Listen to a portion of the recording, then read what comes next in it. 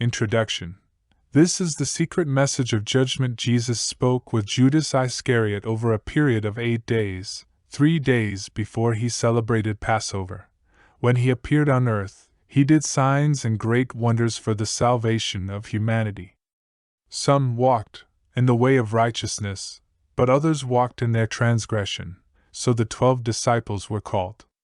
He started to tell them about the mysteries beyond the world and what would happen at the end. Often he didn't reveal himself to his disciples, but you'd find him in their midst as a child.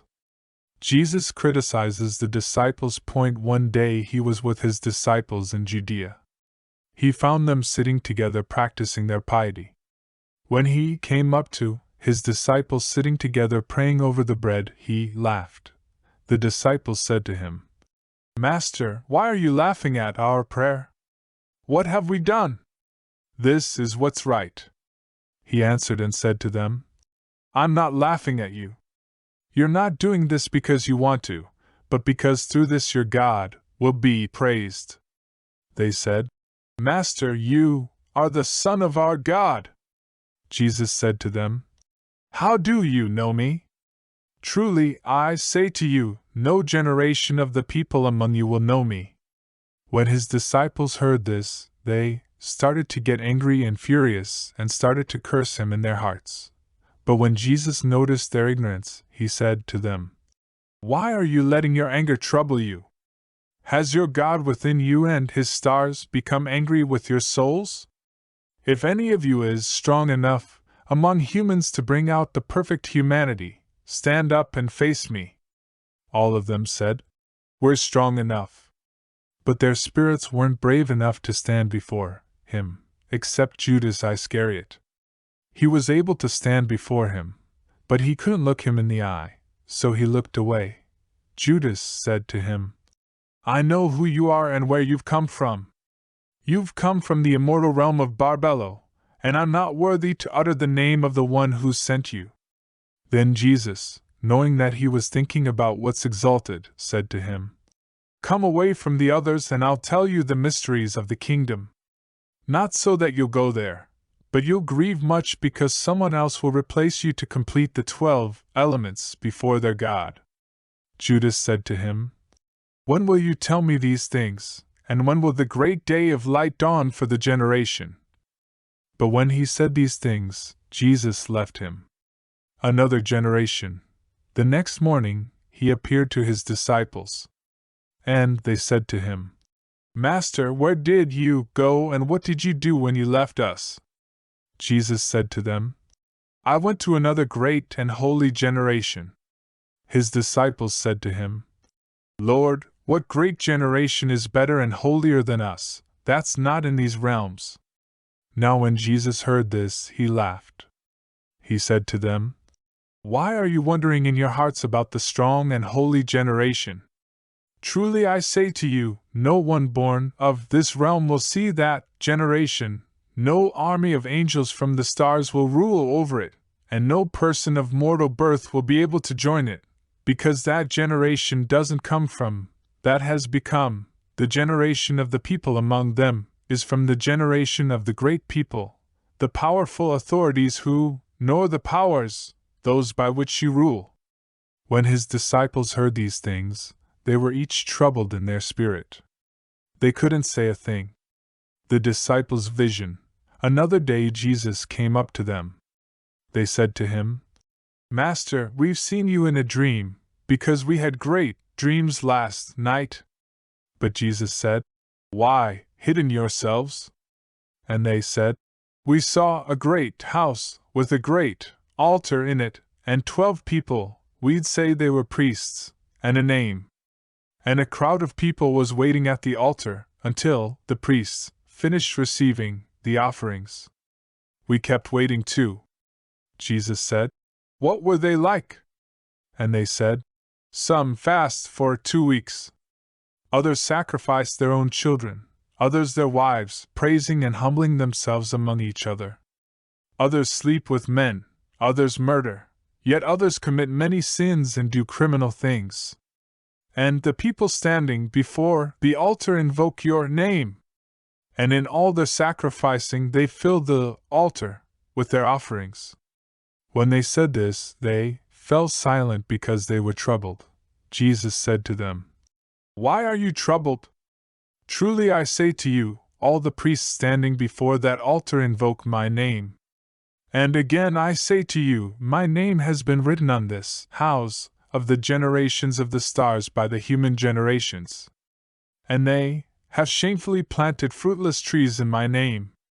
Jesus said to them, "You're the ones receiving the offerings on the altar you've seen. That's the God you serve, and you're the 12 people you've seen. And the animals you saw brought in to be sacrificed are the crowd you lead astray before that altar. Your minister will stand up and use my name like that, and the generations of the pious will be loyal to him.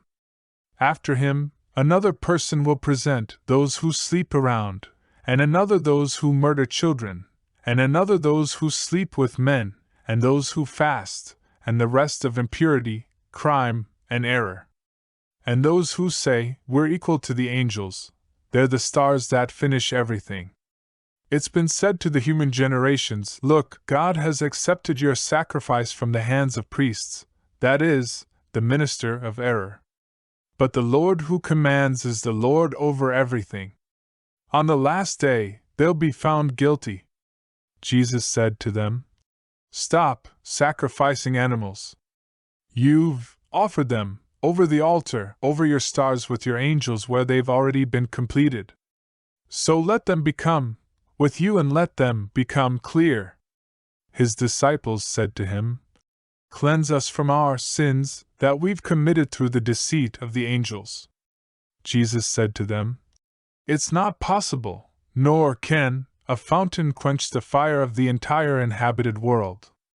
Nor can cities well satisfy all the generations, except the great stable one. A single lamp won't illuminate all the realms, except the second generation, nor can a baker feed all creation under heaven." And when the disciples heard these things, they said to him, "Master, help us and save us." Jesus said to them, "Stop struggling against me. Each one of you has his own star, and of the star's will, what belongs to it.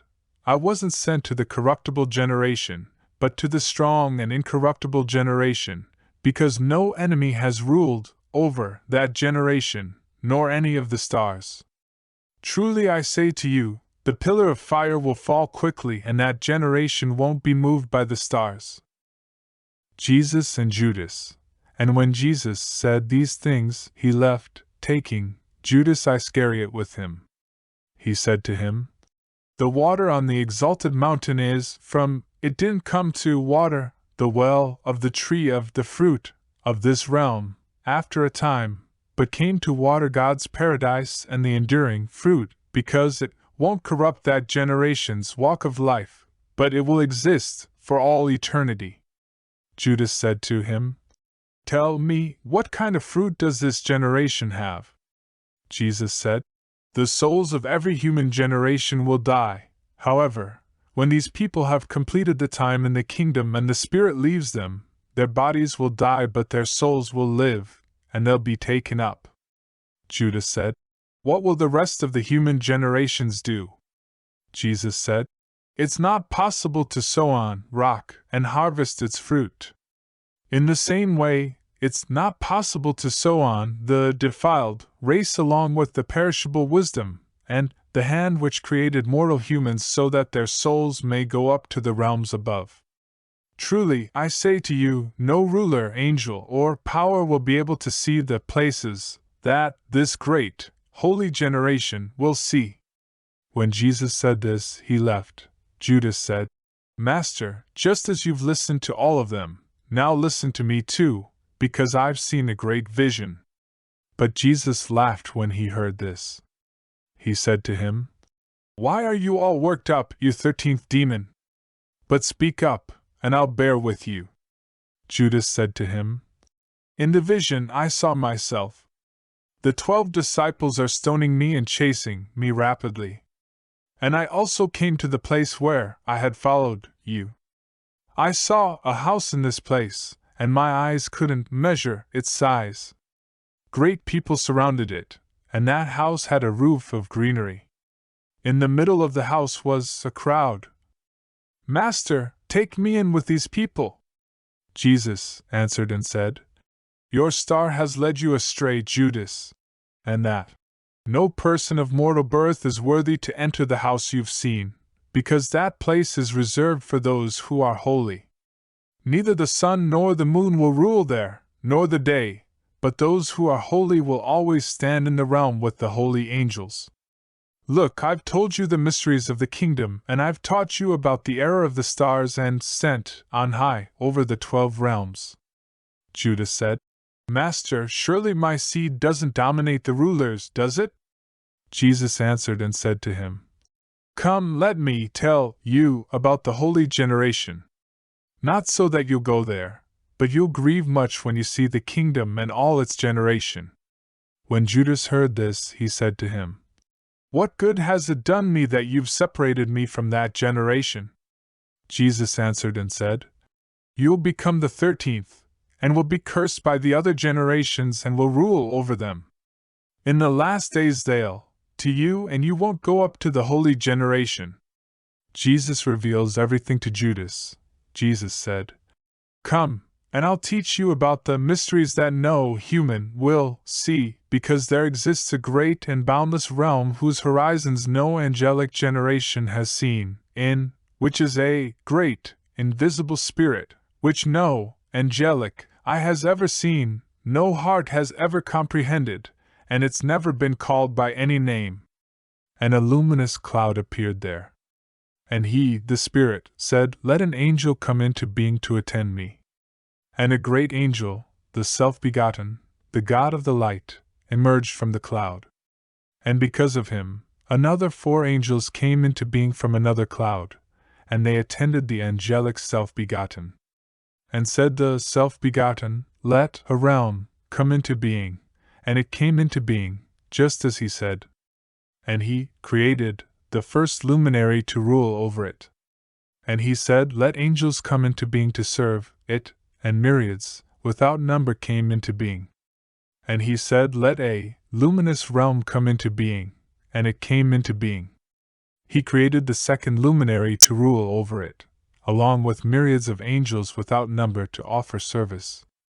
And that's how he created the rest of the realms of light. And he made them to be ruled, and created for them myriads of angels without number to assist them. And Adamus was in the first cloud of light that no angel could ever see among all those called God. And Adamus begot Seth in that place after the image of, and after the likeness of, this angel. He made the incorruptible generation of Seth appear to the 12 androgynous luminaries. And then he made 72 luminaries appear in the incorruptible generation according to the Spirit's will. Then the 72 luminaries themselves made 360 luminaries appear in the incorruptible generation according to the Spirit's will, so that there'd be 5 for each. And the 12 realms of the 12 luminaries make up their Father, with 6 heavens for each realm, so there are 72 heavens for the 72 luminaries, and for each one of them 5 firmaments, for a total of 360 firmaments. They were given authority and a great army of angels without number for honor and service, along with virgin spirits too, for the honor and service of all the realms and the heavens with their firmaments. Now the crowd of those immortals is called cosmos, that is, perishable, by the Father and the 72 luminaries with the self-begotten and his 72 realms. That's where the first human appeared with his incorruptible powers. In the realm that appeared with his generation is the cloud of knowledge and the angel who's called Eleleth. After these things, Eleleth said, Let 12 angels come into being, to rule over chaos and Hades. And look, from the cloud there appeared an angel, whose face flashed with fire, and whose likeness was defiled by blood. His name was Nebro, which means rebel. Others call him Yaldabaoth. And another angel, Saklas, came from the cloud too. So Nebro created 6 angels, and Saklas did too, to be assistants. They brought out 12 angels in the heavens, with each of them receiving a portion in the heavens. And the 12 rulers spoke with the 12 angels, "Let each of you, and let them, generation 5, angels, the first is Yath, who's called the Good One, the second is Harmathoth, the Eye of Fire, the third is Galilee, the fourth is Yobel, the fifth is Adonaios." These are the 5 who ruled over Hades and are the first over chaos. Then Soclus said to his angels, "Let's create a human being after the likeness and the image." And they fashioned Adam and his wife Eve, who in the cloud is called Life, because by this name all the generations seek him, and each of them calls her by their names. Now Soclus didn't give birth, except among the generations, which this, and the angel said to him, "Your life will last for a limited time, with your children." Then Judas said to Jesus, "How long can a person live?" Jesus said, "Why are you amazed that the lifespans of Adam and his generation are limited in the place he's received his kingdom with his ruler?" Judas said to Jesus, "Does the human spirit die?" Jesus said, "This is how it is. God commanded Michael to loan spirits to people so that they might serve. Then the Great One commanded Gabriel to give spirits to the great generation with no king, the spirit along with the soul. So the rest of the souls, light, the chaos, seek the spirit within you which you've made to live in this flesh from the angelic generations." Then God caused knowledge to be brought to Adam and those with him, so that the kings of chaos and Hades might not rule over them. Then Judas said to Jesus, "So what will those generations do?" Jesus said, "Truly I say to you, the stars complete all these things. When Soclus completes the time span that's been determined for him, their first star will appear with the generations, and they'll finish what's been said. Then they'll sleep around in my name, murder their children, and they'll, evil and the realms, bringing the generations and presenting them to Soclus. And after that will bring the 12 tribes of Israel from, and the generations will all serve Soclus, sinning in my name. And your star will rule over the 13th realm." Then Jesus laughed. Judas said, "Master, why are you laughing at me?" Jesus answered and said, "I'm not laughing at you but at the error of the stars, because these 6 stars go astray with these 5 warriors, and they'll all be destroyed along with their creations." Then Judas said to Jesus, "What will those do who've been baptized in your name?" The betrayal, Jesus said, "Truly I say to you, this baptism, which they've received in my name, will destroy the whole generation of the earthly Adam. Tomorrow they'll torture the one who bears me. Truly I say to you, no hand of a mortal human will fall upon me. Truly I say to you, Judas, those who offer sacrifices to Soclus, everything that's evil. But you'll do more than all of them, because you'll sacrifice the human who bears me. Your horn has already been raised, your anger has been kindled, your star has ascended, and your heart has strayed. Truly I say to you, your last, and the thrones of the realm have been defeated, the kings have grown weak, the angelic generations have grieved, and the evil they sowed is destroyed, and the ruler is wiped out. And then the fruit of the great generation of Adam will be exalted, because before heaven, earth, and the angels, that generation from the realms exists. Look, you've been told everything. Lift up your eyes and see the cloud with the light in it and the stars around it. And the star that leads the way is your star." Then Judas looked up and saw the luminous cloud, and he entered it. Those standing on the ground heard a voice from the cloud saying, "The great generation." And Judas didn't see Jesus anymore. Immediately there was a disturbance among the Jews. More than their high priests grumbled because he'd gone into the guest room to pray. But some scribes were there watching closely so they could arrest him during his prayer, because they were afraid of the people, since they all regarded him as a prophet. and they approached Judas and said to him, "What are you doing here? Aren't you Jesus' disciple?" Then he answered them as they wished. Then Judas received some money and handed him over to them.